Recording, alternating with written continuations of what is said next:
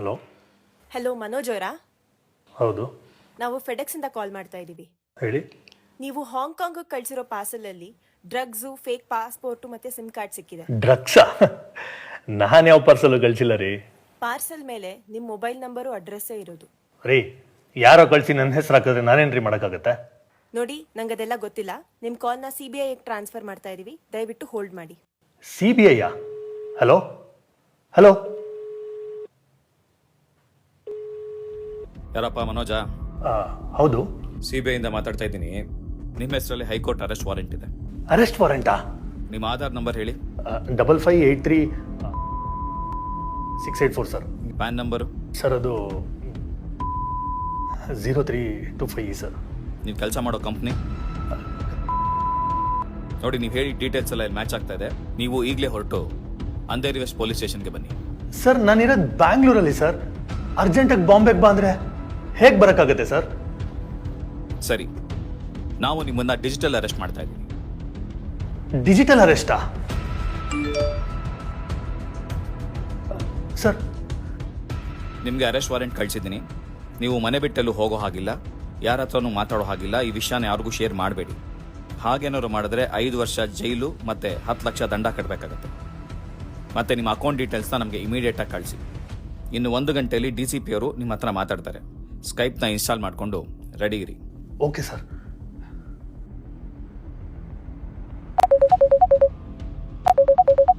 ಏನಪ್ಪ, ನೀನೇನಾ ಮನೋಜು? ಹೌದು ಸರ್. ನಿನ್ನ ಡೀಟೇಲ್ಸ್ ಎಲ್ಲ ಚೆಕ್ ಮಾಡಿದ್ದೀವಿ. ಸಿಕ್ಕಿರೋ ಪಾಸ್ಪೋರ್ಟು, ಡ್ರಗ್ಸು ಎಲ್ಲ ನಿಂದೆ ಅಂತ ಕನ್ಫರ್ಮ್ ಆಗಿದೆ. RBIನೂ ರಿಪೋರ್ಟ್ ಕೊಟ್ಟಿದ್ದಾರೆ ನಿನ್ನ ಅಕೌಂಟಲ್ಲಿ ಮನಿ ಲಾಂಡ್ರಿಂಗ್ ಆಗಿದೆ ಅಂತ. ಸೊ ನಿನ್ನ ಡಿಜಿಟಲ್ ಅರೆಸ್ಟ್ ಮಾಡೋಕ್ಕಾಗಲ್ಲ, ಫಿಸಿಕಲ್ ಅರೆಸ್ಟೇ ಮಾಡಬೇಕು. ಲೋಕಲ್ ಪೊಲೀಸ್ ಹೇಳಿದ್ದೀವಿ, ಅವ್ರು ಇನ್ನೇನು ಬರ್ತಾರೆ, ಸಹಕರಿಸಿ. ಸರ್ ಪ್ಲೀಸ್, ಪೊಲೀಸ್ನವ್ರನ್ನೆಲ್ಲ ಮನೆ ಹತ್ರ ಕಳಿಸ್ಬೇಡಿ ಸರ್. ಮರ್ಯಾದೆ ಪ್ರಶ್ನೆ. ಪ್ಲೀಸ್ ಹೆಲ್ಪ್ ಮಾಡಿ ಸರ್. ಅದೆಲ್ಲ ಆಗಲ್ಲಯ್ಯ, ನಮ್ಮ ಕೆಲಸ ನಮಗೆ ಮಾಡಕ್ಕೆ ಬಿಡು. Sir please help sir. ಆಯ್ತಯ್ಯ, ನೀ ಹೊರಗಡೆ ಎಲ್ಲೂ ಹೋಗೋ ಹಾಗಿಲ್ಲ. ಮನೆಯಲ್ಲಿ ಒಬ್ಬನೇ ಒಂದು ರೂಮಲ್ಲಿರು. ಯಾವ ಕಾಲು ತೊಗೋಬೇಡ, ಸ್ಕೈಪು ಆಫ್ ಮಾಡಬೇಡ. ನಾವು ನಿಮ್ಮನ್ನು ಅಬ್ಸರ್ವ್ ಮಾಡ್ತಾ ಇರ್ತೀವಿ. Is it clear? Okay sir. ಒಂದು ಕೆಲಸ ಮಾಡಿ, ನಾನು ಒಂದು ಗೌರ್ಮೆಂಟ್ ಅಕೌಂಟ್ ನಂಬರ್ ಕೊಡ್ತೀನಿ. ಅದಕ್ಕೆ ನಿಮ್ಮ ಫಂಡ್ಸ್ ಎಲ್ಲ ಟ್ರಾನ್ಸ್ಫರ್ ಮಾಡಿಬಿಡಿ.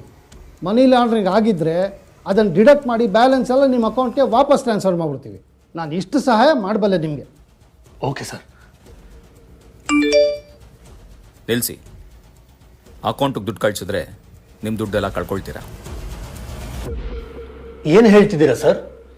ನಮಸ್ಕಾರ, ನಾನು ದಯಾನಂದ್, ನಮ್ಮ ಬೆಂಗಳೂರಿನ ನಿಮ್ಮ ಪೊಲೀಸ್ ಕಮಿಷನರ್.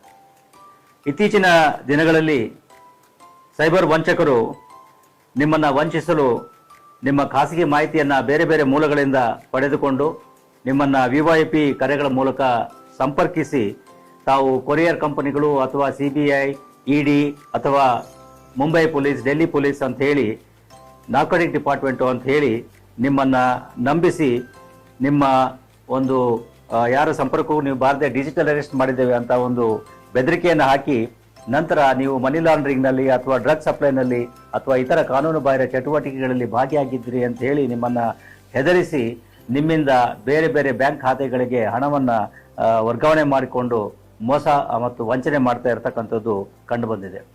ಆದರೆ ಇದರಲ್ಲಿ ಗಮನಿಸಬೇಕಾಗಿರ್ತಕ್ಕಂಥದ್ದು, ಯಾವುದೇ ತನಿಖಾ ಸಂಸ್ಥೆಗಳಾಗಲಿ, ಅದು CBI ಇರ್ಬೋದು, ED ಇರ್ಬೋದು, ಅಥವಾ ಯಾವುದೇ ರಾಜ್ಯ ಪೊಲೀಸ್ ಇರ್ಬೋದು, ಮುಂಬೈ ಪೊಲೀಸ್ ಅಥವಾ ಡೆಲ್ಲಿ ಪೊಲೀಸ್ ಅಥವಾ ಬೆಂಗಳೂರು ಪೊಲೀಸ್, ಯಾರು ಕೂಡ ಈ ರೀತಿ ಡಿಜಿಟಲ್ ಅರೆಸ್ಟ್ ಮಾಡಲಿಕ್ಕೆ ನಮ್ಮ ಕಾನೂನಿನಲ್ಲಿ ಅವಕಾಶ ಇಲ್ಲ ಮತ್ತು ಮಾಡೋದು ಇಲ್ಲ. ಇದೊಂದು ಸಂಪೂರ್ಣ ಸುಳ್ಳು ಮಾಹಿತಿಯಾಗಿರ್ತದೆ ಮತ್ತು ಇದನ್ನು ಕೇವಲ ನಿಮ್ಮನ್ನು ಹೆದರಿಸಿ ನಿಮ್ಮಿಂದ ಹಣವನ್ನು ಕಿತ್ತುಕೊಳ್ಳಲಿಕ್ಕೆ ಈ ರೀತಿ ಸೈಬರ್ ವಂಚಕರು ಮಾಡ್ತಕ್ಕಂಥ ಒಂದು ವಂಚನೆಯ ವಿಧ ಆಗಿರುತ್ತದೆ.